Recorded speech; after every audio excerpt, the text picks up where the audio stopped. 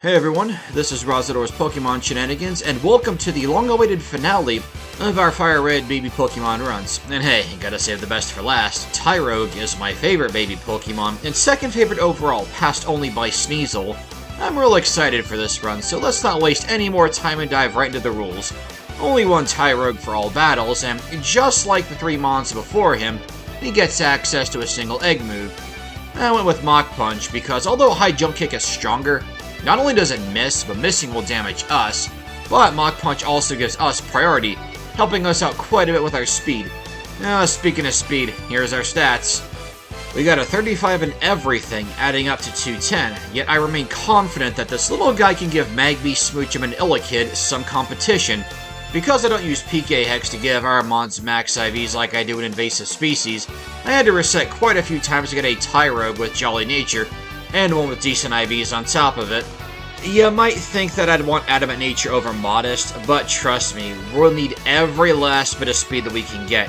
Speaking of attack and special attack, here's our TM moves because, well, Tyrogue only gets Tackle as a level up move in Generation 3.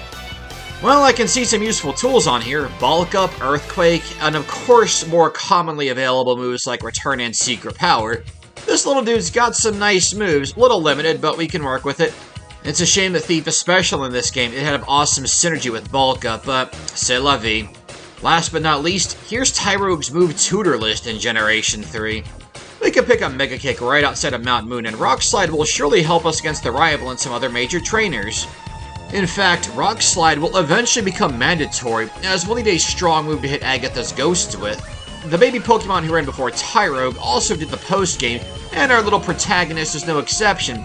So that means we'll have to catch 60 Pokemon in order to obtain the National Dex. Sure, I could just code it into where we can have it already, but I wanted to do this little mini-series as close to a vanilla experience as I could, with the only difference being that we're playing through the game as if we hatched our Pokemon at Professor Oak's lab instead. Before we take on Brock, we'll have to do a fair bit of EV training. Thankfully, Route 1 and the grass patch west of Viridian has exactly what we need. We want to take out some Mankey to gain attack EVs, while Spearow, Pidgey, and Rattata all give speed EVs. The training isn't for Brock because we do have Mach Punch, and if we didn't, we'd just fight him with Struggle at a bit of a higher level. Yeah, Brock's not exactly what we would call a yardstick, more like a punching bag here on this channel. No. The EV training is for a specific trainer much later in the run. Remember in the Illakid run when I was dreading a particular fight to the point where I made sure that we had a female Illakid because, well, post-game Bruno was insanely difficult. It's sort of like that. Not that difficult, but we have to be very fast by that point, which is also why I spent an inordinate amount of time resetting and making sure that our Tyrogue had good speed IVs as well as Jolly Nature. Trust me, we are going to need it. Which trainer is it exactly? Well, I'm not going to tell you right now. You gotta wait for that good stuff. Place your bets in the comments section though, baby, because I will not confirm or deny your guess. Now, with all that out of the way, let's get into it. Hey Brock, you ready to become a punching bag like I said before? Come here, you. No, we're not done EV training just yet. I just felt like seeing how we matched up against Brock. Also, you know, I wanted something new to happen for a change. Mach Punch deals pretty darn good damage to Geodude, goes for Defense Curl, but despite that, we take it out with a follow-up. Loving that. Next up is Onix. Of course, we go for Mach Punch, good damage, and Onix misses Rock Tomb. Not that the speed drop matters, because we will always have priority, and Onix hits us with Tackle. Ooh, boy, scary. Maybe I should have come in here with Struggle, so Brock would have been an actual challenge, but when has that ever happened, am I right? Brock has been consistently easy with all four of our baby Pokemon. That is awesome to see. After some more EV training, we're going to go ahead and head over to Cerulean City, where we can either battle the Cerulean rival, or we can battle Misty at the Cerulean City Gym. I decided to go for the Cerulean rival first, because I think we'll need Secret Power, Secondary Effect to have a chance against Misty, so anyway, let's see if we're right in that. Well, we go for Mega Kick and our faster we miss, but thankfully Pidgeotto goes for Gust. Mega Kick hits, but we get by Sand Attack, but we do take out Pidgeotto. Well, he sends out Abra next, and I think this is the best time to get all of these Sand Attack misses out of our system using Tackle, the first and only time you'll see this in this challenge run. But hey, we got to see that we use Tackle to progress in a major fight in this run. That's kinda cool. And hey, speaking of cool, as Charmander comes out, we go for Mach Punch, do a good bit of damage. Ember doesn't deal too much to us. Turn 2, we go for Mach Punch, we do hit and take it out. I cannot believe we defeated the Cerulean rival on the first try. That is pretty darn awesome. Well, if you'll excuse me, we're gonna go get the Secret Power TM, come back to the gym, and fight Misty and hope to heck that we can beat her at this level. And by this level, I mean the one that you'll see on screen. So I gotta show you how Gen 3 level ups work when you're EV training. Check out this screenshot right here. Yeah, when we hit level 23, we gain +6 to speed. I'm feeling pretty good about this. Anyway, Misty time. As Staryu comes out, we are faster and we do one-shot it with Mega Kick. Love to see that. Great start. As Starmie comes out, I go for Secret Power because I assume we'll be the slower of the two, but no, we're actually faster. I really like to see that. Not only that, but we paralyze Starmie and it doesn't attack us because it loses its turn to paralysis. Unfortunately, we don't take it out. Misty does heal with a Super Potion. That's fine. We go for Mega Kick. We do connect. That has 75 accuracy, by the way. And we connect with the next one. Damageless Misty fight. That's not what I was expecting. Love to see it. You know what else I love to see is the SSN rival, whose team is hardly any stronger, though he does have Kadabra. It's not much of a threat to us because we're a lot stronger since the last time we fought, but he hardly is. Maybe he should have invested a couple of hours into EV training. The only Pokemon who ends up damaging us at all is Charmeleon, because when Raticate comes out, we have Mach Punch to guarantee that we go first, and it's super effective against it. Charmeleon ends up hitting us with a weak Ember for a bit of damage. Other than that, though, we were never in any danger, only because we were able to one-shot Pidgeotto with Mega Kick. Maybe I trained harder in attack EVs than I thought I did. Oh well, on to the next major fight. That next major fight is Lieutenant Surge. So hey, Tyrogue has the ability Guts. Guts boosts your attack power by 50% if you are poisoned, paralyzed, or burned.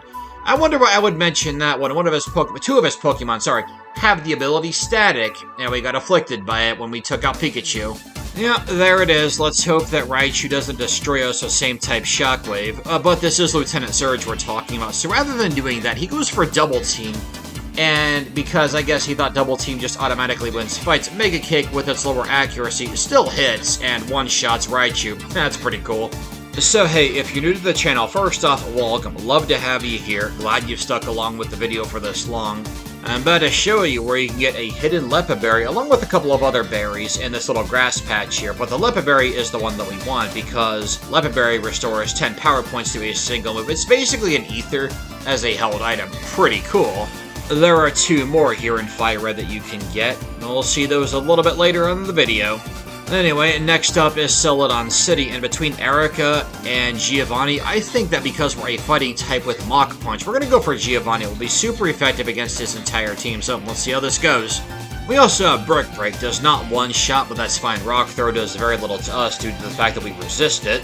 As Rhyhorn comes out, I do misclick and hit Secret Power, dealing very little damage to Rhyhorn. He does hit us with Scary Face, so we are going to for sure be slower than Kangaskhan. Well, I say that because, Rhyhorn cannot withstand Brick Break from us. As Kangaskhan comes out due to Scary Face, and probably because it's pretty fast anyway, it hits us with Tail Whip, Brick Break does good damage, hits us with Bite, it's special in Gen 3, so that Tail Whip was very strategic. Good job, Giovanni. I can see why you're the leader of Team Rocket. Oh, and it's gone already. Cool. Rival 4 is next. We level up quite a bit and have the Black Belt because we stole it with Thief. Pidgeotto's no problem with the one-shot on Execute with a crit is very nice. Kadabra's a one-shot. Gyarados comes out, we trade Secret Power and Thrash. We get brought to 17 health and we take out Gyarados because of a lucky crit. Charmeleon's out, we survive Ember with 1 hit point, and we take it out with a follow-up Brick Break. This fight took a few tries because of bad luck with Hypnosis. Sand Attack, all that not good stuff. I just wasn't going to waste your time with the failed attempts. This fight took 8 tries for me to win. So defeating the Lavender Tower rival opens up quite a bit of the game to us because we go through the tower, rescue Mr. Fuji, all that good stuff, and first order of business for us is to get TM08. That's TM08 Bulk Up. That's going to help us quite a bit. It gives us a +1 to attack and defense every time we use it. Very nice. It's the physical version of Calm Mind. But that's not all. They say 2's great but 3 is a crowd, so as we go down to Fuchsia City, I battle a couple of trainers along the way for experience points. But we're going down here because we want a move tutor move that I showed at the start of the run. That move is Substitute. This might seem like a very strange random choice, but oh, trust me. Oh, with Bulk Up and Substitute, I gotta show you how this little combo works. Substitute, when you use it, takes a quarter of your max health, and then you use a Substitute. That adorable little doll that pops up on screen has that health that you've expended to create the Substitute. But the real important thing is that that Substitute blocks status moves like Thunder Wave and then stat reduction moves like Sand Attack. Well, why do I say that? Because, well, we're going to test this out on Koga. Well, let's see how this goes with Koga being the guy who loves stat changes. So he's like the Gen 3 mascot. And I can hear now, like, oh, Ross, what do you mean by that Gen 3, the Gen 3 mascot? Like, what are you talking about? Well, I'm about to show you what I mean by that, because, well, my little catchphrase in Invasive Species is that Gen 3 loves status, and you're about to see that on full display right now. You probably already are as we speak. Set up Substitute, and then Coughing just loves going for Smokescreen. Now, the AI will attack us on occasion here, but between that and us being able to use Bulk Up behind a Substitute, oh man, this run is about to take a turn, and boy, if you thought that Tyrogue was gonna suck in this run, were you ever ring-a-ding wrong, baby. So what you get for thinking that my favorite baby Pokemon was gonna do bad in this run. Oh, you got another thing coming. And because we have to get 60 Pokemon to get the National Dex, naturally that means that once we get the item finder, you have to catch 30 Pokemon and go to one of Professor Oak's aides to get it. You can get leftovers off of the space that one of the 2 Snorlax in the game are on top of. You defeat one of the Snorlax. I caught mine.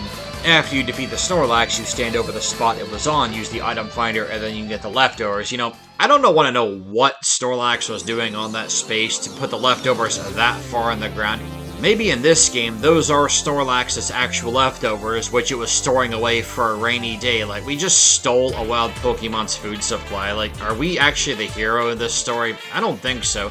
Although we are meant to be the Pokemon champion by the end, so it doesn't matter how we become champion. Team Rocket's bad, but Team Rocket does not steal from wild animals. Who's the real hero here, I ask you? Well, we're gonna circle back onto Celadon City and take out Erica, where you guys can see what I'm gonna call the Gen 3 Love Status gimmick. On full display here, Erica leads off with Victory Bell. If we set up Substitute, it will always go for Stun Spore, because apparently the AI does not realize that you cannot paralyze dolls. Well, maybe you can, not this one though. But the reason that she's going for Stun Spore is because we are faster. Stun Spore paralyzes you, which quarters your speed, and of course makes you lose a turn every 1 in 4 times. Allegedly. It's definitely almost every turn if the player gets paralyzed, but not if the AI does. Anyway, thanks to Gen 3's love of status afflictions, we're able to bulk up and bulldoze our way through Erica. It does help that we're over-leveled a bit for this way, because you can just skip her for whenever you want to, which is pretty cool. But anyway, moving on to trainers that actually matter, we're gonna go sink our teeth into a serious actual challenge here in the form of the Silph rival. As we stop in front of him and drop a nice healthy save, we're at 7 hours 2 minutes. Zillakid already beat the main story by this point.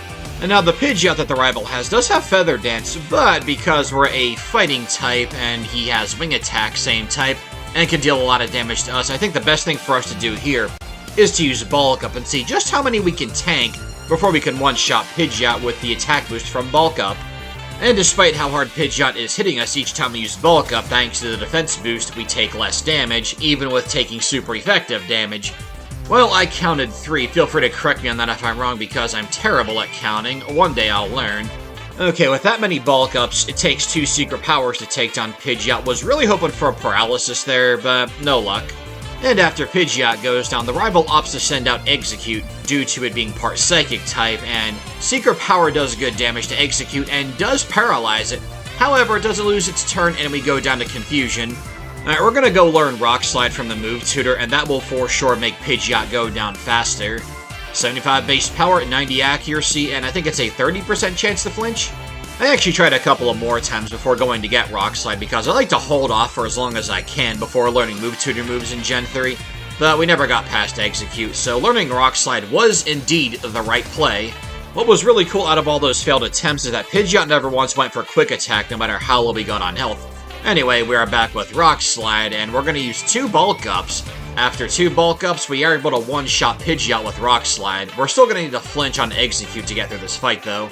We got to flinch behind the Substitute, take out the Execute, and once we get by Execute, the rest of the team is very much easy peasy, including Charizard here, and I was stunned that we were faster than this thing. That Speed EV training really paid off. You think I overdid it a little bit? Nah, you can never have too much training. So after that little hurdle there, definitely the hardest fight we've had up to this point, we're going to go ahead, head back to the bed, and heal. Although this cheapskate employee of Silphco refuses to let you sleep once you clear out Team Rocket. Yeah, that's gratitude, isn't it? Hey, speaking of Team Rocket, here's Giovanni, ready to get his butt kicked again. Leading off with Nidorino is absolutely perfect for us, because although it doesn't have a status move, it does have weak attacks like Fury Attack and Poison Sting. It's honestly the perfect Pokemon for us to set up on without exploiting the Gen 3 Love status gimmick. And because Nidorino's best attack is Horn Attack, after we bulk up so much, there's very little that he can do, so we use Secret Power and take him down. Now, Giovanni does have a Rhyhorn. It doesn't matter too much, though, because we're bulked up so much that although it will resist Secret Power, we'll still take it out really fast. So I'll go ahead and get rid of the Kangaskhan. Out comes Rhyhorn, saving the worst for last. That's fine, I guess. Anyway, Secret Power does a little under half, so that's going to be a 3-shot unless we crit. And what did you know it? Rhyhorn has Scary Face, really trying to drop our speed. Giovanni, dolls don't move, I think. Well, while we're in town, let's go ahead and fight Sabrina. This might actually be pretty hard because she's the Psychic-type gym leader, and we're using a baby-fighting Pokemon. But it's also Tyrogue, the coolest baby Pokemon, so we might be alright here.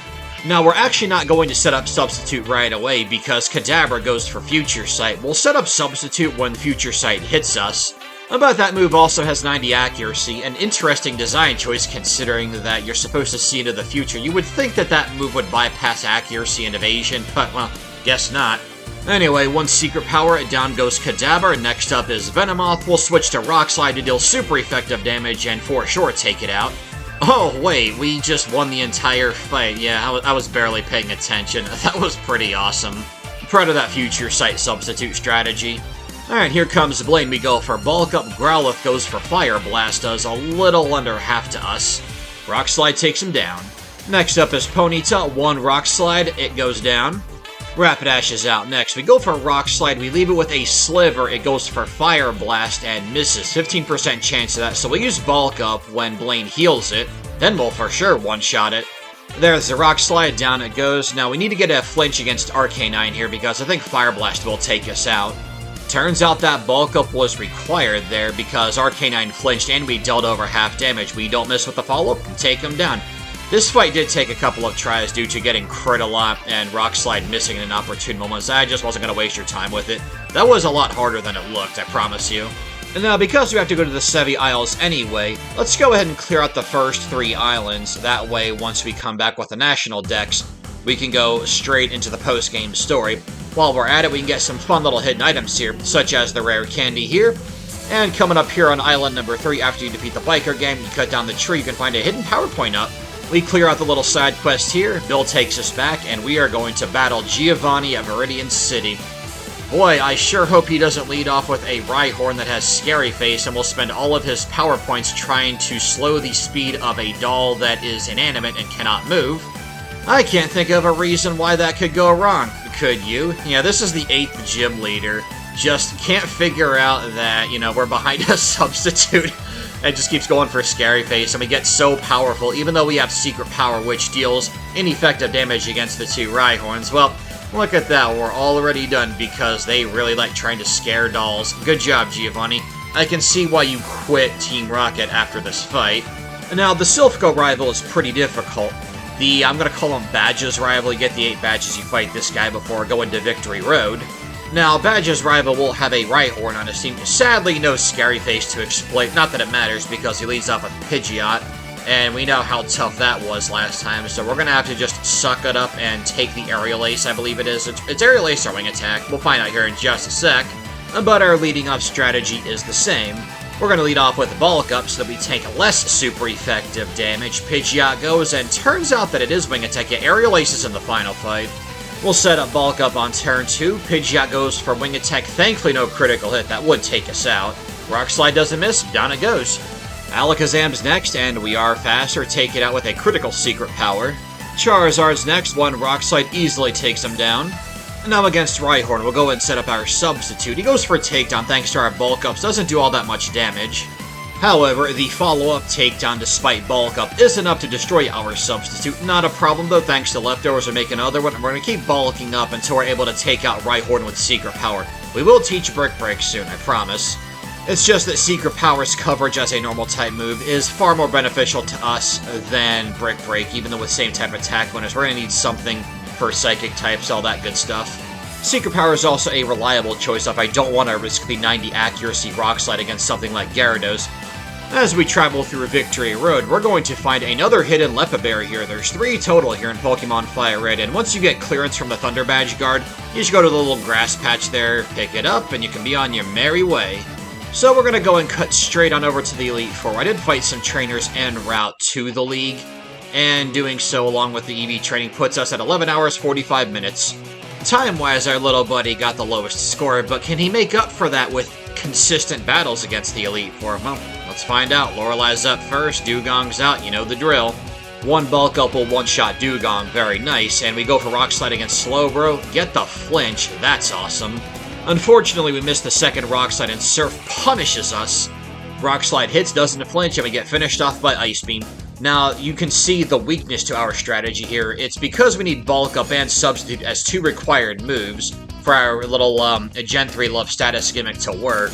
That leaves us with very limited coverage. I would absolutely love to teach Return, so we can deal a lot more damage to Slowbro, but I think even the increased damage from 75 base power with Rock Slide to 102 due to max Friendship Return isn't really going to save us here, so I am very much comfortable with keeping Rock Slide and Brick Break as our moves for the time being.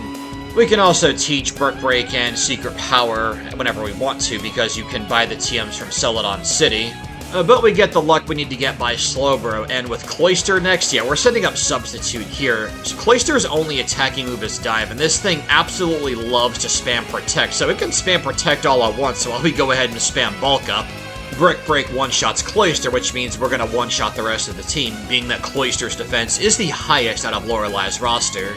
So Bruno leads off with Onix, who has Rock Tomb, and he'll keep going for it because it has a speed-lowering secondary effect, so perfect to set up Substitute and start spamming out Bulk Up. Couple that with Onix's poor attack stat, and we're gonna be alright. Yeah, it'll go for Earthquake on occasion, but whatever, we just set up Substitute and just keep going. As we squash the Fighting-type Elite Four trainer with a baby fighting Pokemon, let's talk a little bit about Agatha, because that's the fight that really has me concerned. Well, Lance does too, but you know. We'll get to Lance when the time comes.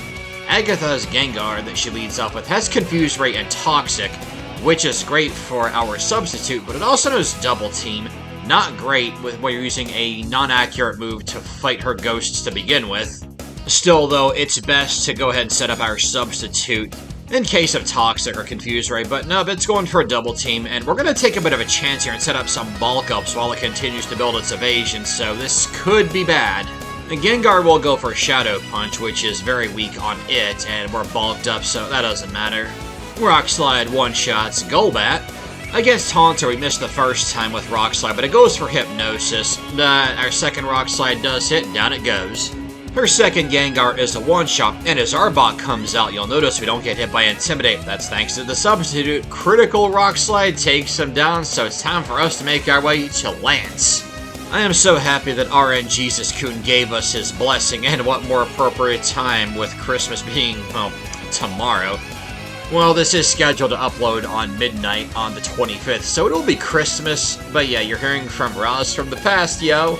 Now, Gyarados is pretty hard to set up our Substitute Bulk Up strategy on because he does have Dragon Rage, always deals 40 damage, and it only takes Dragon Rage and any other move he wants to use to destroy our Substitute. But thanks to having leftovers and that having awesome synergy with our strategy, we are losing health rapidly as we're substituting, bulking up, and Gyarados is destroying our Substitute. But at the rate we're going, we should have around 40 health, maybe a little bit more by the time we take out the Gyarados, and well, look at that, we have 49 health as it goes down to Rock Slide. And as Aerodactyl comes out, turns out that it outspeeds us and destroys our substitute. Brick Break also does not one-shot. It leaves it with a sliver, that's fine. Lance heals, we're gonna go for Rock Slide, deal super effective damage and take it out. Thank goodness that didn't miss. Dragonite goes down and we're good. We'll switch to Brick Break and take out both Dragonair in one shot each. Lance goes down and now it's time for us to battle the champion, whom leads off with Pidgeot. We know he's been a problem since Silph Coat, but here I'm a little bit more confident because Pidgeot in the champion battle has Sand Attack and Feather Dance, and believe me, he loves to go for it. Turn 1, Substitute, and then we see Feather Dance, perfect. Turn 2, Bulk Up, Sand Attack, love it. And now we're going to keep doing this, although Pidgeot does go for Aerial Ace, and it does destroy our Substitute despite our Bulk Up, so very good that we've been bulking up. I'm pretty sure that would one-shot us, if not bring us to a sliver, without the Bulk Ups and no Substitute. And you'll notice that once we're not behind his Substitute, he tries to go for Sand Attack that gives us a free turn to set up. I misclick with Bulk Up because our stats can't go any higher, but thankfully we don't get punished for that. Pidgeot goes down to Brick Break, Alakazam is faster, goes for Future Sight as we take it out with Rock Slide. We do outspeed Charizard, one Rock Slide more than enough to take him down. Executor is next. Rock Slide brings it to a sliver, but it goes for Sleep Powder, and it's going to keep going for that if it gets the opportunity to do so. You know why by now. Alakazam's Future Sight misses, Executor goes down, we're faster than Rhydon, one Brick Break, get out of here, son. We became the champion and barely broke a sweat because, of course, the best baby Pokemon is going to churn out the best performance against the champion, am I right? Well, like I mentioned before, our little protagonist here is not winning any speed contests, but it's not about the destination, it's about the journey, and Tyrogue did amazing here in Pokemon Fire Red, but we do have the post-game to go through, so we gotta see how that goes for our little buddy here. So we'll go and check our time, although we already know that Tyrogue is in last place as far as time goes. And we clock in at 12 hours and 9 minutes. Our level is pretty darn good, though. And just like the 3 past runs, we're going to be going through the Sevial's post-game, and I'm going to show you guys where you can get the 3rd and final hidden Lepaberry here in Pokemon Fire Red. That's on the 6th island. So, post-game Lorelei is quite interesting. She swaps out her Slowbro for the Piloswine, which, although thematically that's more appropriate, you talk about a downgrade, man. Speaking of downgrades, Dugong is spamming Double Team after hitting us, and we take it out despite the evasion boost. Good start. Lapras goes down to Brick Break, Jinx goes down to Rock Slide, Cloyster goes down to Brick Break, and Piloswine also goes down to Brick Break. Yeah, much easier for us to beat her in the postgame as Tyrogue than it was in the main story. That's kind of interesting, I think. And you remember how difficult Bruno was for Pokemon like Elekid, and I think Smoochum had a bit of difficulty here as well, because, well, Steelix one-shotting with Iron Tail, it was not very cool. Well, you want to see something cool? The fact that Steelix, the one he leads off with, has the exact same moveset as his Onix from the main story. We're going to repeat the exact same strategy here and have absolutely no problem sweeping this guy. It's been a while since I've done this run, but I seem to remember Magby having a bit of trouble here as well, because everything except for Hitmonchan has Earthquake, and I guess a Fire type that's pretty bad, but no. Our underdog baby fighting Pokemon is just straight up obliterating Bruno, and he's gone. Yep, he's gone. So remember how I told you there was a fight I was really worried about at the start of the video? Yeah, it's post-game Agatha, because her opening Gengar has Psychic, and boy can it deal a lot of damage with that. Fortunately for us, on turn 1, as we set up Substitute, it goes for Hypnosis. We're going to set up Bulk Up immediately, because it will go for Psychic, because our health is registering as low enough for us to be taken out by Psychic, so we'll go for it. So we're going to need a nice, handy flinch or critical hit. We get neither, but we survive Psychic. That surprised me. Agatha's Golbat has been upgraded to Crobat. I guess she got the National Pokédex too, and we deal really good damage. I'm sure that was a damage range, a low one against our favor with Rock Slide. Unfortunately, Crobat can finish us off. No 5% miss chance with Air Cutter. And yeah, this fight is every bit as difficult as you think, because if we don't set up Bulk Up against Gengar number 1, we have to do that behind Substitute, because it'll go for Hypnosis always on turn 1, because it wants to put us to sleep. We're going to need to get a flinch on Gengar, a flinch on Crobat as well, and this is, of course, ruling out critical hits. I mean, critical hits against both would be amazing. but Gengar is not the only one who has Psychic on this team because Agatha has upgraded her Haunter to a Mischievous, pure Ghost type, so that's nice for a bit of variety. And base stat total, it's a little bit weaker than Haunter, but overall its stat allocation is better. And if that wasn't trouble enough, if we're not behind a substitute when Arbok comes out, that Arbok has Intimidate, which will undo an attack boost from our bulk up. This is why I wanted to speed EV train at the beginning of the game. This is why I wanted a Jolly Nature Tyrogue instead of an Adamant one. We have to be as fast as we absolutely can be to get by this fight because, well, Gengar's pretty darn fast. And coming up here, we're doing what we've been doing. Substitute turn 1, bulk up turn 2 as Substitute absorbs Gengar's Psychic for us. I go for Substitute hoping for a Fluke Hypnosis, don't get it, but we end up flinching Gengar off of Rock Slide, so we have a chance now. As Crobat comes out, I go for Substitute hoping for Confuse Ray, but no dice. We missed Rock Slide, and oh, I used one of my 10 power points of Fake Out, gotcha. In this attempt against Gengar, we're doing the same thing, turn 1 Substitute, bulk up Psychic. We go for Substitute again, hoping for Hypnosis, no dice. This seems awfully familiar. You guys ever get the sensation of deja vu? Oh well, it's probably nothing. Thankfully, Air Cutter does not crit us. Agatha heals our Crobat. We can go for another bulk up to further boost our attack power. We take out the Crobat, out comes Mischievous. We get a flinch on it, and I'm expecting her to heal Mischievous here, but she doesn't, so we eat Psychic. Thankfully, it doesn't get the same type from it. That's probably why we survived that. No, that's definitely why we survived that. Well, thanks to our defense boosts from bulk up, rather than trying to finish us off, Arbok goes for double team. Well, okay. Agatha heals Arbok, so we're gonna go for Brick Break because of the 100 accuracy, despite the fact that Poison resists fighting, but doesn't matter, we never miss. 2 Brick Breaks take out Agatha. My god, that took a lot of tries, but we did it. I'm so happy. Now we can fight Lance, and well, this is gonna get really interesting, because you remember how hard it was to set up against Gyarados? It was difficult, but we could do it. Well, I got something to show you here. Well, for some inexplicable reason, this Gyarados has Thunder Wave, and it's going to keep going for it. Now, once in a blue moon, it will go for Dragon Dance. I mean, that's a status buffing move, or a stat boosting move, I should say. So, I guess that's in line with Gen 3 loving status. The absolute perfect Pokemon for us to set up against. The Gyarados has Thunder Wave, Hyper Beam, Earthquake, and Dragon Dance. Yeah, I think we're alright. Yeah, we're alright. No, we're great, actually, because next up is the champion, and, well, speaking of team changes, he swaps out Pidgeot for Heracross. Definitely an upgrade, because, well, not only is Heracross really strong, it's my personal favorite Bug-type Pokemon. And the champion's Heracross has Rock Tomb. It's trying to drop our speed because we are faster. You guys know the drill by now. Not only that, but Heracross also knows Counter, and because we're never going to attack it until we're done setting up, that's a free turn for us. It also knows Earthquake. You know, Heracross having its really high attack stat, it will break our substitute. That's not a big deal. Even with me misclicking using Bulk Up a 7th time, we're not in any real danger here. 1 Rock Slide, bye-bye Heracross. Yes, the pseudo-legendary Tyranitar, no match for a +6 Bulk Up Brick Break, same type attack bonus from Tyrogue.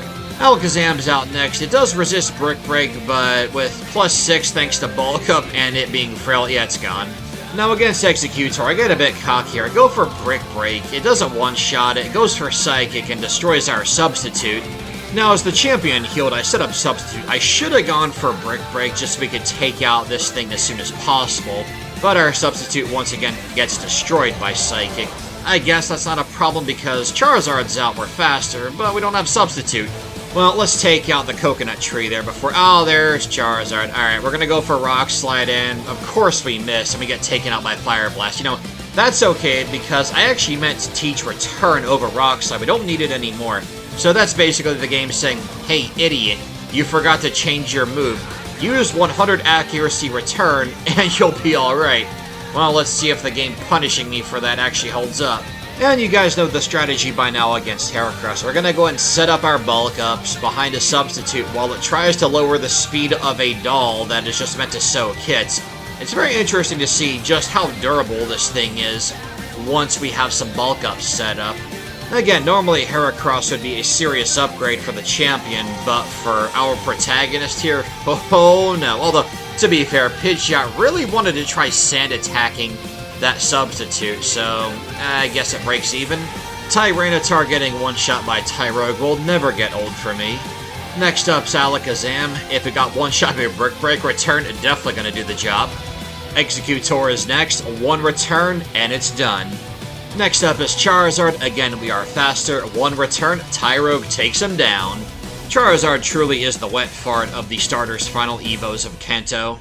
Down goes Gyarados, and yeah, we won. Man, that was a really awesome run. Tyrogue might have had the slowest time in both post-game and main story, but you know what Tyrogue had over the others? It didn't hit level 100 like Magby had to, and it was consistently awesome throughout the entirety of the post-game.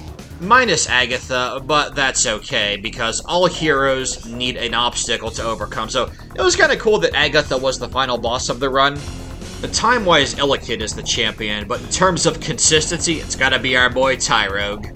I hope you guys enjoyed this little baby Pokemon mini-series. We're getting back to invasive species in 2025. See you there.